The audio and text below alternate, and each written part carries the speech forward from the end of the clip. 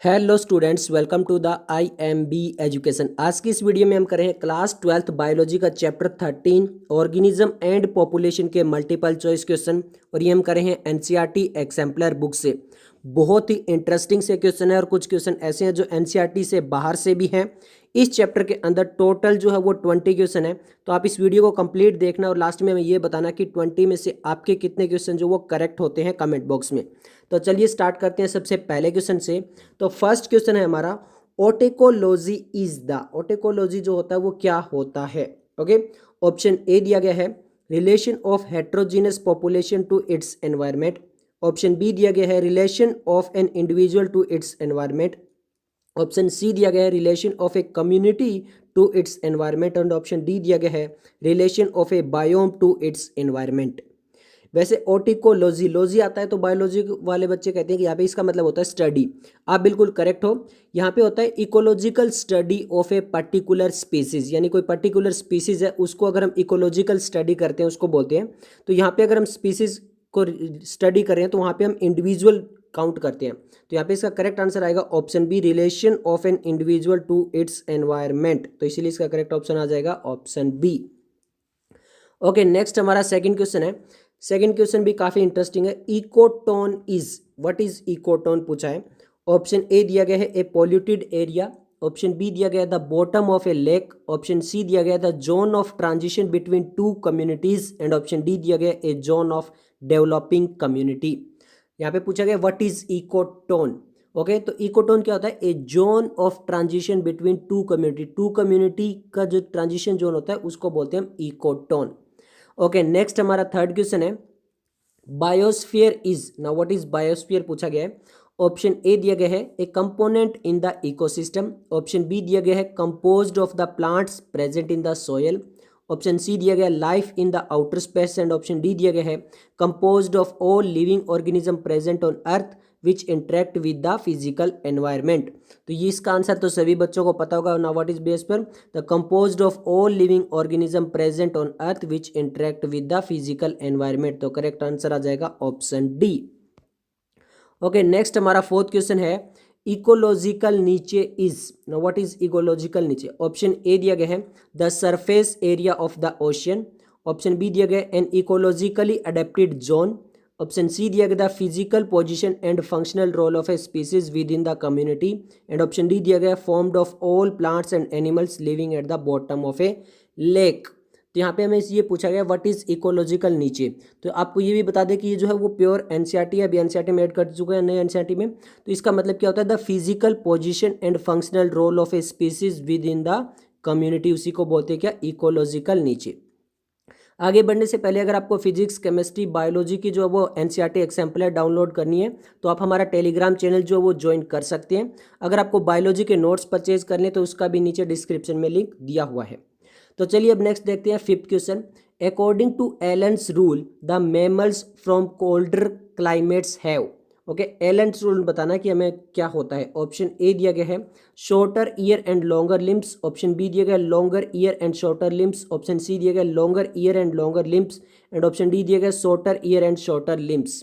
तो बहुत ही आसान है, कई बच्चों ने पढ़ा होगा, प्योर NCERT है। तो इसका करेक्ट आंसर आएगा ऑप्शन डी। जो कोल्डर क्लाइमेट में मैमल्स रहते हैं वहाँ पे क्या होते हैं, shorter years and shorter limbs present होते हैं। तो इसलिए करेक्ट आंसर आ जाएगा ऑप्शन डी। ओके, नेक्स्ट जो हमारा क्वेश्चन है ये भी प्योर NCERT है, बहुत ही आसान है। सिक्स्थ क्वेश्चन है salt concentration salinity of the sea measured in parts per 1000 is. Okay, जो सैलिनिटी सी के अंदर कितनी होती है। ऑप्शन ए है 10 to 50। ऑप्शन बी है 30 to 70। ऑप्शन सी है 0 to 5। एंड ऑप्शन डी है 30 to 35। तो ये तो सभी को आ जाना चाहिए। यहाँ पे इसका करेक्ट आंसर आएगा क्या, 30 to 35। ओके, नेक्स्ट हमारा सेवंथ क्वेश्चन देख लेते हैं। सेवंथ क्वेश्चन भी काफ़ी इंटरेस्टिंग है। Formation of tropical forest need mean annual temperature and mean annual precipitation as. यानी हमें ये पूछा कि जो ट्रॉपिकल फॉरेस्ट होते हैं वहाँ पे मीन एनुअल टेम्परेचर कितना रहता है और मीन एनुअल प्रेसिपिटेशन कितना रहता है। तो ऑप्शन ए दिया गया है 18 to 25 degree Celsius and precipitation 150 to 400। Option B दिया गया 5 to 15 degree Celsius and precipitation 50 to 100 centimetre. Option C दिया गया 30 to 50 degree Celsius and precipitation 100 to 150 centimetre. Option D दिया गया 5 to 15 centimetre and precipitation 100 to 200 centimetre. तो जो mean जो temperature रहता है ट्रॉपिकल का वो कितना रहता है, लगभग 18 to 25 degree and precipitation 150 to 400। तो करेक्ट आंसर आ जाएगा ऑप्शन ए।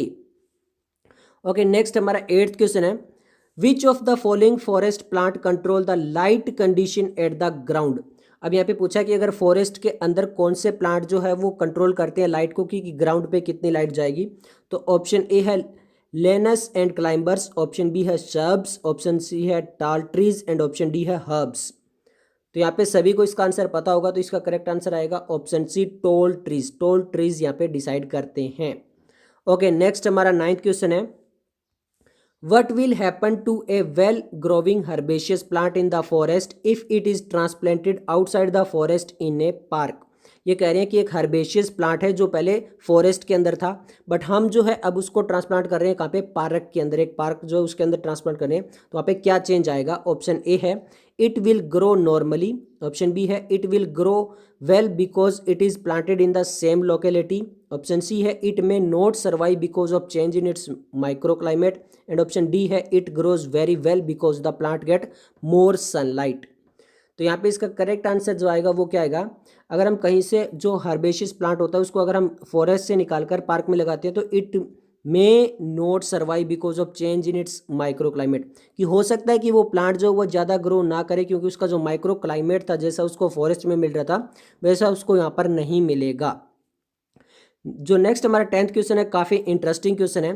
तो 10th क्वेश्चन है, if a population of 50 paramecium present in a pool increase to 150 after an hour, what would be the growth rate of the population. यहाँ पे इन्होंने ये कहा है कि पहले जो है एक पूल के अंदर 50 पैरामीशियम थे जो 1 घंटे के बाद 150 हो गए, तो हमें ग्रोथ रेट बतानी है। अगर ग्रोथ रेट बतानी होती है तो सिंपल क्या करते हैं, हम फाइनल माइनस इनिशियल कर देते हैं। तो फाइनल जो आती है वो 150 है, ओके, और माइनस करेंगे हम इनिशियल, तो वो कितनी थी हमारी 50 थी, तो हमारी ग्रोथ रेट कितनी आ जाएगी, 100 आ जाएगी। यानी 100 जो है वो पर आवर के अंदर इंक्रीज हो रहे हैं, तो यहाँ पे ग्रोथ रेट आ जाएगी 100। ओके, चलिए नेक्स्ट हम 11th क्वेश्चन देख लेते हैं। 11th क्वेश्चन उसी से रिलेट करता हुआ क्वेश्चन है। यहाँ पे 11th क्वेश्चन है, what would be the percentage growth और बर्थ रेट पर individual per hour for the same population mention in the previous question. यहाँ पे हमसे परसेंटेज पूछी है। ओके, परसेंटेज अगर पूछी है जो पीछे की पहले इनिशियल कितने थे हमारे पास 50 थे और 1 आवर के अंदर इंक्रीज होकर 150 हो गए थे पैरामीशियम, तो उसकी परसेंटेज निकालनी है। परसेंटेज निकालने के लिए क्या करते हैं हम, वही करते हैं फाइनल माइनस इनिशियल अपॉन में इनिशियल इंटू 100 कर देते हैं। ओके, तो फाइनल माइनस इनिशियल जो था वो हमारा कितना था, वो आया था हमारा कितना 100। ओके, इनिशियल हमारा कितना है 50 था। ओके, और उसको मल्टीप्लाई करेंगे 100 से, तो हम इसको डिवाइड कर लेते हैं, ये आ जाएगा हमारा 200। ओके, जब इसको हम कैलकुलेट करेंगे तो ये कितना आएगा हमारा 200 आ जाएगा। तो जो परसेंटेज है वो कितनी हो चुकी है हमारे 200% इंक्रीज हो चुका है वहाँ पर। ओके, नेक्स्ट हमारा 12th क्वेश्चन है, a population has more young individuals compare to the older individuals, what would be the status of the population after some years. यहाँ पे ये कह रहे हैं कि यंग इंडिविजुअल जो है वो ज़्यादा हैं एज कम्पेयर टू एल्डर, तो पॉपुलेशन कुछ सालों के बाद पॉपुलेशन का क्या होगा। ऑप्शन ए है it will decline, option B है it will stabilise, option C है it will increase and option D है it will first decline then stabilise. तो इससे रिलेटेड जो वो नीट में भी क्वेश्चन आ चुका है, अगर यंग इंडिविजुअल ज़्यादा है और ओल्डर कम है तो वहाँ पे पॉपुलेशन क्या होती है, इंक्रीज होती है, तो it will increase in the future. तो इसके लिए करेक्ट आंसर आ जाएगा ऑप्शन सी। ओके, नेक्स्ट हमारा क्वेश्चन है इंटरेस्टिंग है, what parameter are used for tiger census in our countries national park and sanctuaries. Okay, तो ऑप्शन ए दिया गया pug marks only, option B दिया गया pug marks and facial pellets and option C दिया गया facial pellets only and option D दिया गया actual head counts. तो यहाँ पे अगर हम टाइगर की काउंटिंग करना चाहते हैं किसी नेशनल पार्क या सेंचुरी में, तो हम कैसे काउंट करते हैं, with the help of pug marks and facial pellets की मदद से हम वहाँ पर काउंट कर सकते हैं। इसीलिए इसका करेक्ट आंसर आएगा ऑप्शन बी, क्योंकि हर एक टाइगर में अलग अलग हो सकता है। ओके, नेक्स्ट हमारा जो 14 क्वेश्चन है ये भी नीट में आया हुआ क्वेश्चन है, which of the following would necessary decrease the density of A population in A given habitat. मान लीजिए गिवन हैबिटेट है, वहाँ पर अगर पॉपुलेशन डिक्रीज हो रही है तो उसका रीजन क्या हो सकता है।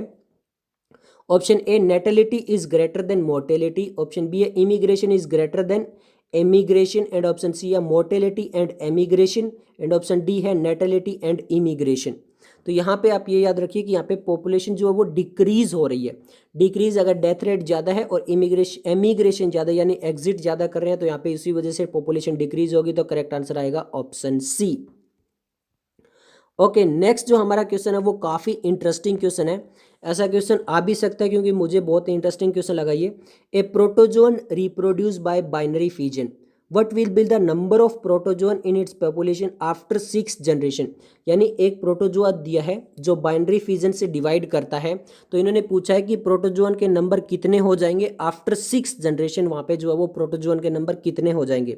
अगर ज़्यादातर जो माइटोसिस डिवीज़न अगर कहीं हो रही है किसी ऑर्गेनिज्म के अंदर, तो उसका आप एक सिंपल फॉर्मूला याद रख सकते हो। वो क्या है कि यहाँ पे आपको 2 का स्क्वायर n, 2 का स्क्वायर में क्या लिखना है आपको n।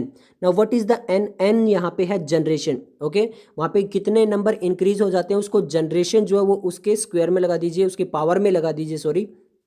तो यहाँ पे हम क्या करें कि 6 जनरेशन हो रही है, तो हम यहाँ पे जो 2 की पावर में क्या लगा देंगे, 6 लगा देंगे। तो अब 2 की पावर 6 क्या होती है, 64 होती है। तो जो 6 जनरेशन के बाद वहाँ पे टोटल नंबर कितने होंगे, 64 होंगे। तो इसलिए करेक्ट आंसर आ जाएगा 64। ओके, नेक्स्ट जो हमारा क्वेश्चन है 16 क्वेश्चन, ये भी काफ़ी इंटरेस्टिंग क्वेश्चन है क्योंकि यहाँ पे बहुत सारा जो है वो मैथ आने वाला है।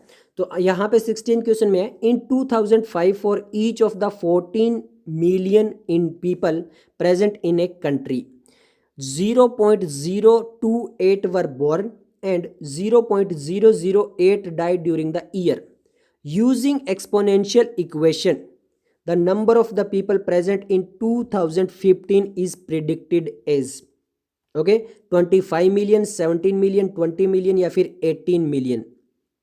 तो इसको जो है सोल्व करने में टाइम लगेगा थोड़ा सा। तो यहाँ पे देखिए ये कह रहे हैं कि 2005 के अंदर जो वो पॉपुलेशन है 14 मिलियन, और वहाँ पे उस कंट्री के अंदर जो है वो बोर्न रेट जो वो है 0.028 एंड डाइड जो हो रहे हैं वो हो रहे हैं 0.008 ड्यूरिंग द ईयर, 1 ईयर के अंदर। तो हमें एक्सपोनेंशियल इक्वेशन को यूज़ करते हुए ये बताना है कि वहाँ पे 2015 में कितनी पॉपुलेशन हो सकती है, प्रेडिक्ट करना है। Now what is the exponential equation, वो क्या होती है हमारी डी एन अपॉन में D T is equal to R N.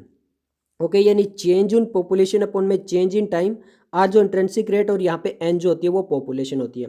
तो आर जो निकालेंगे वो क्या निकालेंगे, हमारा बोर्न माइनस डेथ, यानी बोर्न कितने हो रहे हैं उसमें से डेथ रेट निकालेंगे। तो आर जो वो पॉजिटिव और नेगेटिव में आ सकता है, ये ध्यान रखना। तो हमारे यहाँ पे बोर्न रेट जो है वो 0.028 है और डेथ रेट कितना है हमारे 0.008 है। तो हमारा आर जो वैल्यू आएगी वो आएगी 0.02। आप इसे अच्छे से जो है वो नोटबुक के अंदर सोल्व कर सकते हैं। तो आर जो है वो ये इतना आ चुका है, आर की वैल्यू हमारी आ चुकी है। पॉपुलेशन एन जो दी है वो हमारी कितनी दी है, 14 मिलियन दी है। चेंज इन टाइम हमें जो दिया है वो कितना दिया, 10 ईयर्स दिया है, क्योंकि देखिए 2005 और यहाँ पे 2015 की निकालनी है। तो 2015 माइनस अगर 2005 करते हैं तो हमारा ईयर कितने निकल के आते हैं, चेंज इन ईयर कितना होता है, 10 ईयर्स होता है। ओके, तो ये वैल्यूज याद रखना, ये अब हम यहाँ पे फॉर्मूले में पुट करने वाले हैं। तो यहाँ पे देखिए डी एन अपॉन में डी टी, जो आर था वो हमारा कितना था, 0.02 था। ओके, जो हमारी पॉपुलेशन है वो कितनी है, 14 मिलियन है। अब ये चेंज इन पॉपुलेशन निकालना, ये हम इधर लेके जा रहे हैं। तो टोटल ईयर्स जो लगे, चेंज इन ईयर्स कितने हमारे, 10 ईयर्स है। तो हमारा चेंज इन पॉपुलेशन आ जाएगा। जब हम इसको सोल्व करेंगे तो ये हमारा आएगा अप्रोक्सीमेटली 2.8 मिलियन। आप इसे मल्टीप्लाई करके सोल्व करके देख सकते हो। यहाँ पे अपॉन में 100 करोगे, ये कट हो जाएगा, फिर 14 इंटू 2 और यहाँ पे 2.8 आ जाएगा। तो यहाँ पे 2.8 मिलियन जो वो चेंज हुआ है, मतलब ये पॉपुलेशन इंक्रीज हुई है। ये हमने बताया था इंट्रिंसिक रेट आर पे जो वो डिपेंड करती है, ये प्लस या माइनस। तो ये प्लस का आया था, तो ये इंक्रीज हुई है पॉपुलेशन 10 ईयर्स के अंदर।